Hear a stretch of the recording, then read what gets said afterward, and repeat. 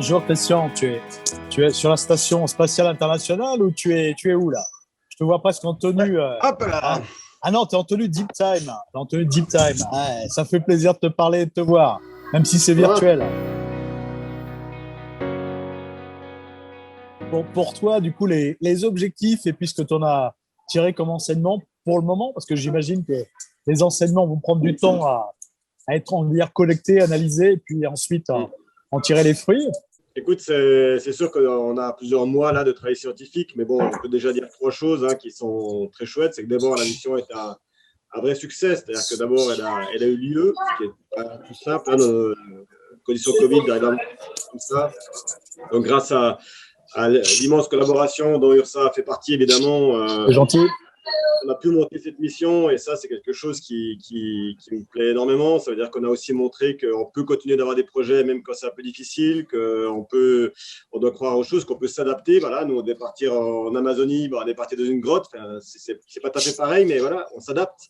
Et finalement, ça, c'est peut-être la première réussite, c'est d'avoir su montrer qu'on ne s'arrête pas malgré les difficultés, quoi.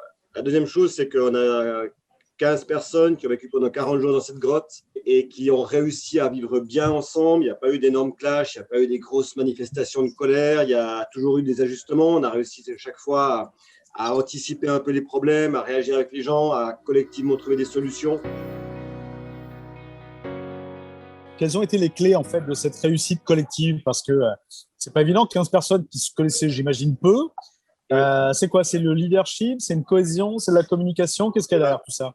Il y en a vraiment trois, je pense. Alors, de manière, il y a une part de leadership, ça c'est clair. C'est-à-dire que j'étais responsable de la grotte et puis j'avais deux, trois personnes qui étaient responsables de tâches spécifiques, notamment la formation des équipes aux techniques de corde, la gestion des stocks, des choses comme ça.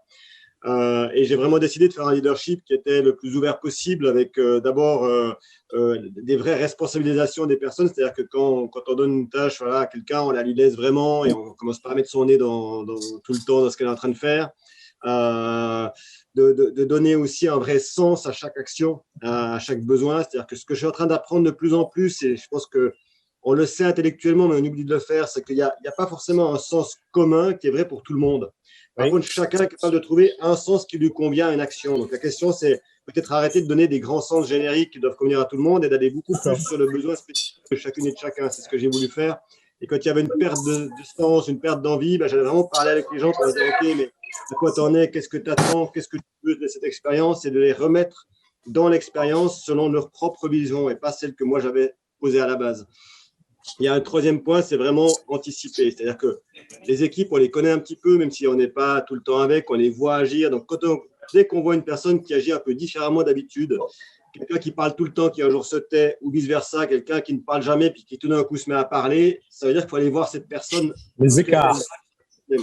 Observation des écarts de comportement. Voilà, observation des écarts, comme on dit en entreprise. Je pense qu'on a mis plus de temps que ce qu'on aurait mis dans la vie normale, entre guillemets. Mais par contre, je pense que la qualité de réalisation des tâches a été supérieure à ce que je vois habituellement dans la réalité.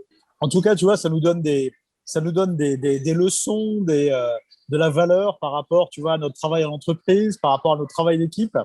Et puis, tu mets en lumière, en fait, la force du collectif par rapport à l'individu tout seul. URSA, on était partenaire de Deep Time. En fait, c'est du sens pour nous. On te connaît, on t'apprécie. Et là, on trouvait qu'il y avait du sens derrière tout ça, surtout dans cette période si particulière du Covid ou de la Covid. Globalement, voilà, qu'est-ce qu'a amené ce partenariat URSA? C'est vrai qu'on a notre modeste contribution par rapport aux panneaux en polystyrène extrudé. Donc, globalement, qu'est-ce que ça a amené? Est-ce que ça a eu ça a été utile déjà? Voilà. Alors, j'ai deux choses à dire par rapport à ça, ou même trois, mais déjà deux vraiment importantes. La première, et vraiment, je le dis sans, c'est pas parce que tu es en face de moi, mais déjà, je vous remercie infiniment d'avoir participé à Deep Time, parce que Deep Time, c'est venu un peu au dernier moment. C'est-à-dire qu'on a monté cette expédition 5 mois, on voulait le faire maintenant par rapport à la situation, et des partenaires comme vous qui ont su répondre présent, malgré la difficulté de la Covid, malgré les situations où tout le monde était sur les chapeaux de roue, moi, j'ai trouvé ça vraiment exemplaire et très agréable et ça m'a fait un grand plaisir. Et en plus, en l'occurrence, alors au-delà du lien qui nous a unis, qui nous unissait déjà, ça a été fondamentalement utile parce que nous, on avait un problème très simple dans cette grotte, c'est qu'il y avait 100% d'humidité. on devait quand même faire tourner des machines, des ordinateurs scientifiques. On avait des tâches scientifiques complexes à mener.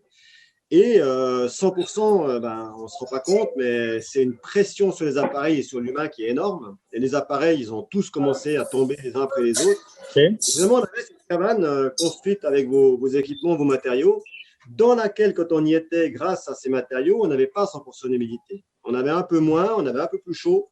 Et du coup, ça a permis de faire le travail scientifique qu'on devait faire. Donc, cette cabane qu'on a construite, parce qu'on a quand même construit une cabane dans la grotte, on a une petite cabane au milieu qui nous permettait quand même d'être à deux dedans et de travailler scientifiquement à l'intérieur. Et ça a vraiment fait la différence, j'en suis intimement persuadé, la capacité de faire nos travaux scientifiques ou de ne pas les faire. Donc, ça a été un lien très fort et très utile. Et je sais que si on recrée Deep Time, et on va certainement le refaire un jour parce qu'il y a tellement d'enseignements à tirer, c'est ce genre de matériaux dont on a besoin en tout cas. Très bien. En tout cas, c'était un plaisir, Christian. Merci beaucoup du temps que tu nous consacres. C'est vrai qu'on t'apprécie, on apprécie Deep Time. Vraiment, il y a des enseignements derrière tout ça qui concernent l'entreprise, qui concernent l'humain, le collectif. Merci beaucoup, Christian. À très bientôt. Bon courage et à très bientôt.